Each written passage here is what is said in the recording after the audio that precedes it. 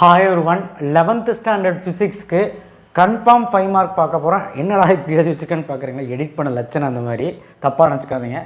சரி என்ன sir 11th standard வீடியோவே போடுறதில்ல, இப்போ மட்டும் எதுக்கு சார் அப்படின்னு கேட்டுறாதீங்க. நிறைய பேர் கேட்குறதுனால தான் இப்போ போடுறேன். ஓகேவா?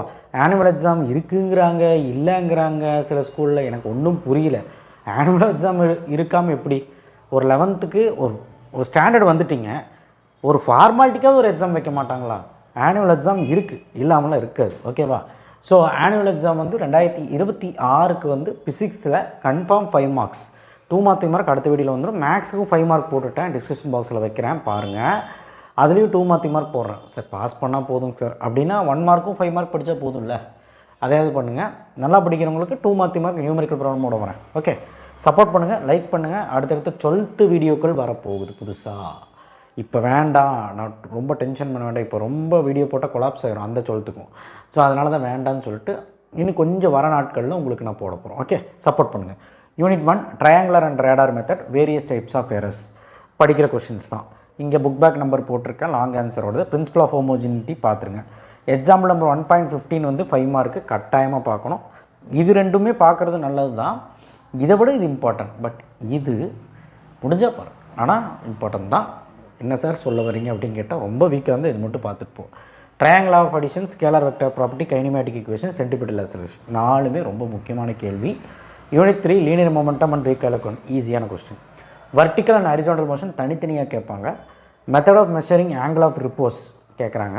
Banking of tracks, need for bank of tracks நிறைய பேர் படிக்கவே மாட்டேங்க, ஈஸியான கொஸ்டின். சென்ட்ரிபிட்டலுக்கும் சென்ட்ரிஃபியூகலுக்கும் டிஃப்ரென்ஸ் 10 பாயிண்ட்டுமே படிங்க. அடுத்து unit 4 work energy principle, elastic collision, 1 dimension, derive expression for power and velocity. இது 3 மார்க்லையும் கேட்பாங்க, 5 மார்க்லையும் கேட்பாங்க. எலாஸ்டிக் கொலிஷன் 1 டைமென்ஷனுக்கு கேசஸ் படிக்க முடியல பரவாயில்ல, அட்லீஸ்ட் அந்த V1 V2 முடியாது படி.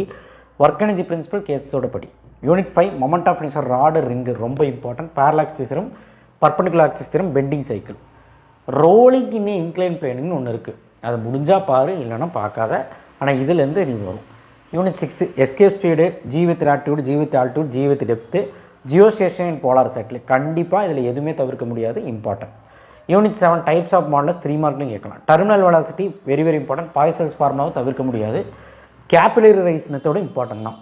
பெர்னாலஸ் தியரம் அதை விட இம்பார்ட்டன்ட். ரொம்ப வீக்காக பெர்னாலஸ் தியரம் மட்டும் நம்பி போகலாமா தெரியல, டிஸ்ட்ரிக்ட் வைஸ் கொஸ்டின் பேப்பர் மாறும்ல, அதனால் நீங்கள் படிச்சிருங்க.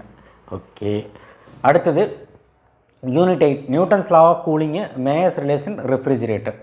இந்த லெசனில் கம்மியாக தான் சொல்லியிருக்காங்க, கவனிச்சிங்களா? இதையாவது படிங்க போதும். Unit 9 kinetic theory of gases, kinetic interpretation, mean free path, 3 question படித்தா போதும். ஓகே, அடுத்து unit 10 simple pendulum, horizontal oscillation, energy in SHM, different types of oscillation, oscillation of liquid column, U tube. இந்த யூடியூப் மட்டும் முடிஞ்சால் படித்தா போதும், மீதி 4மே பார்த்துருங்க. ஓகேவா? யூனிட் 11 ஸ்ட்ரிங், சர்ச்டு ஸ்ட்ரிங்கோட ப்ரூஃபு படிச்சுருங்க. Newton formula, Laplace correction very very important. பைப்பில் க்ளோஸ்டு பைப், ஓப்பன் பைப் தனித்தனியாக கேட்பாங்க, ஏதோ ஒன்று வரும். சோனோமீட்டர் ரொம்ப வீக்காக இருக்குன்னா சோனோமீட்டர் இதை விட்டுரு, இந்த 4வது 14வது பார்த்துரு. ஓகேவா? சரிங்க சார், இவ்வளோலாம் படிக்க முடியாது ஆனுவல் எக்ஸாமுக்கு, ஆல்ரெடி 12th போர்ஷனில் நடத்த ஆரம்பிச்சிட்டாங்க, 11th இவ்வளோ படிக்க முடியாதுன்னா ஒன்று சொல்கிறேன், ஒரு பிளான் சொல்கிறேன். ஆனால் ஒர்க் அவுட் ஆகுமான்னு தெரியல. ஒரு 3, 4, 5 மார்க் எழுதலாம். யூனிட் 1 படிச்சிரு, யூனிட் 2 படிச்சிரு, சரியா? யூனிட் 4 படிச்சிரு, சின்ன யூனிட்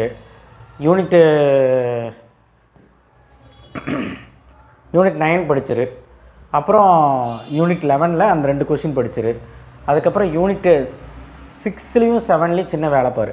6ல் இந்த 4, 7ல் வந்து பார்த்தீங்கன்னா Bernoulli's theorem, terminal velocity, Poisson's formula, at least types of models, capillary rise மட்டும் வேண்டாம். யூனிட் 8ல் மேயர் ரிலேஷன், நியூட்டன் கூலிங். என்ன சார் எல்லாமே சொல்லிட்டீங்க இல்லையா? ஃபஸ்ட்டு வால்யூம் மட்டுமா ஒழுக்கமாக படியா?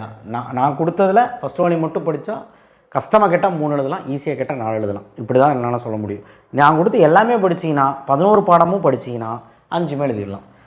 11th 12th போர்ஷன் ஆரம்பிச்சிட்டாங்க, ரொம்ப கஷ்டப்படுறோம், ஏதாவது கம்மி பண்ணி கொடுங்க, அவங்களுக்காக சொன்னேன். கன்ஃபியூஸ் ஆக வேண்டாம், 11 யூனிட்டுமே படிச்சிங்கன்னா 5மே எழுதலாம். ஓகேவா? தேங்க்யூ. நெக்ஸ்ட் வீடியோவில் சந்திப்போம். சப்போர்ட் பண்ணுங்கள், உங்கள் சப்போர்ட் என்றைக்குமே எனக்கு தேவை. தேங்க்யூ.